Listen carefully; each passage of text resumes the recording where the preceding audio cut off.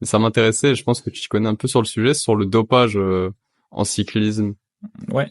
Euh, Comment ça se passe? Sur quels critères? Enfin, pas forcément les produits qu'ils utilisent, mais ouais, si, peut-être aussi. Mais sur quoi ils jouent justement? Tu sais, c'est un truc qui est un peu fréquent dans les compétitions. On entend souvent pour le Tour de France qu'il y a pas mal de cyclistes qui se font choper pour Mm. dopage. Et c'est quoi les leviers sur lesquels ils vont jouer pour performer comme ça Ouais. sur ce type de sport? Bah alors, à l'instant T, normalement, aucun cycliste est censé être dopé. Il y a eu aucun test positif sur les derniers Tours de France. Donc, je peux par exemple parler des années de dopage que le cyclisme a connu.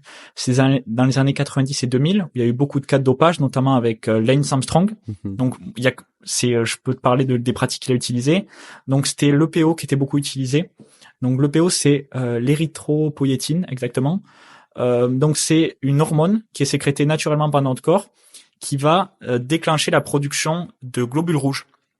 Les globules rouges, c'est ce qui permet de transporter l'oxygène dans le sang. Donc, si tu prends l'EPO, donc tu vas augmenter tes taux de cette hormone clé et ça va augmenter ton niveau de globules rouges. Et si tu as plus de globules rouges, tu seras capable de faire circuler plus d'oxygène par unité, par un volume de sang, par unité de sang, on va dire. Et donc, si tu as plus d'oxygène, tu peux envoyer plus d'oxygène aux muscles. Et s'il y a plus d'oxygène aux muscles, tu peux produire plus d'énergie au niveau musculaire et tu peux maintenir des efforts plus intenses et plus longtemps dans la durée. Donc, c'était l'EPO qui a été utilisé et qui a été utilisé pendant de nombreuses années.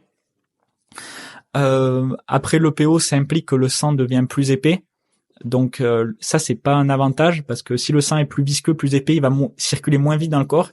Du coup, il prenait des fluidifiants en plus de ça. Donc là, je crois que c'était des produits de vétérinaires. Normalement, c'était utilisé pour les chevaux, pour fluidifier le sang, pour avoir un sang très liquide. Donc, ils étaient très prudents au niveau des chutes, parce que du coup, tu pouvais te vider ton sang très rapidement à cause de ça. Après, qu'est-ce qu'il faisait? Lance Armstrong, il avait vraiment été loin. Donc, il faisait la technique de la transfusion. C'est-à-dire que à distance du Tour de France, son équipe, son staff, lui prélevait une grosse poche de sang, mais c'était des trucs vraiment violents. C'était de l'ordre d'1 litre quand même, ce qui est énorme. Ce qui est énorme, de sang vraiment oxygéné, rempli de globules rouges, etc. Et pendant le Tour de France, quand il était fatigué, qui est vraiment puisé dans les réserves, eh bien, on lui faisait passer ce sang frais directement. Et les effets sur la performance des perfusions étaient vraiment très importants. Donc, ils utilisaient ça. Après, testostérone, hormones de croissance, tous ces produits qu'on peut retrouver en bodybuilding. Qu'est-ce qu'ils pouvaient utiliser d'autre? Après, voilà, je suis pas forcément l'expert du dopage, mais Ouais. c'était les produits clés. Après, ils utilisaient certains médicaments, etc. Mais le principal, c'était EPO, testostérone, hormones de croissance. Ok, bref.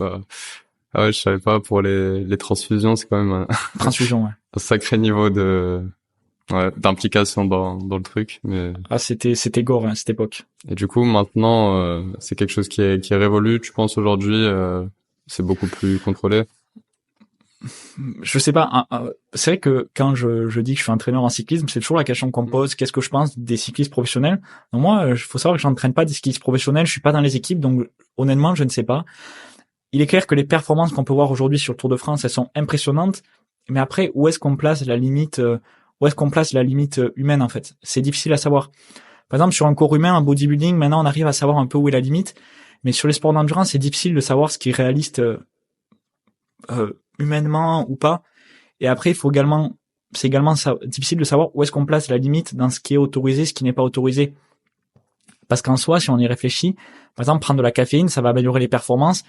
C'est une substance externe, mais est-ce que c'est du dopage? Est-ce que c'est pas du dopage? Par exemple, sur les courses, maintenant, ils prennent des doses de glucides énormes, parce que les glucides vont améliorer directement la performance. Donc, c'est un peu une nouveauté dans le cyclisme moderne qui explique l'augmentation des performances. Ça, j'en suis persuadé. Ils prennent les glucides beaucoup plus au sérieux, ils prennent des doses énormes par heure de course, ce qui n'était pas le cas il y a quelques années. Donc ça a fait accélérer tous les cyclistes professionnels directement. Donc est-ce que c'est du dopage ou pas? Non. Enfin, fondamentalement, les glucides, c'est autorisé. Donc il est difficile de mettre la limite. Après, je pense que la limite, c'est plutôt au niveau des médicaments, etc. Donc honnêtement, je ne saurais pas quoi te répondre. Je ne sais pas. Je peux pas me prononcer dessus. J'ai pas envie de diffamer certains cyclistes comme certains font à longueur de journée. Il faut respecter leur travail parce que moi, je pense également que le cyclisme, ça reste un divertissement. Moi, ça peut choquer mon avis, mais moi, je m'en fous. En fait, ils sont dopés ou pas. le rôle du sport dans notre société, c'est de divertir les foules, c'est de divertir, par exemple, le Tour de France, c'est de divertir les gens pendant l'été. Donc, je m'en fous qu'ils soient dopés ou pas, tu vois, c'est pas mon problème. Si j'étais entraîneur d'une équipe adverse, ça me poserait un problème, sûrement, parce que du coup, on se battrait peut-être pas à armes égales. Mais moi, en tant que spectateur, je m'en fous. Et faut surtout pas enlever le travail des athlètes, qui est tout simplement énorme, dopage ou pas dopage. En fait, s'il y a du dopage, ça va rester un pourcentage de gain en plus. Donc, voilà mon avis sur la question.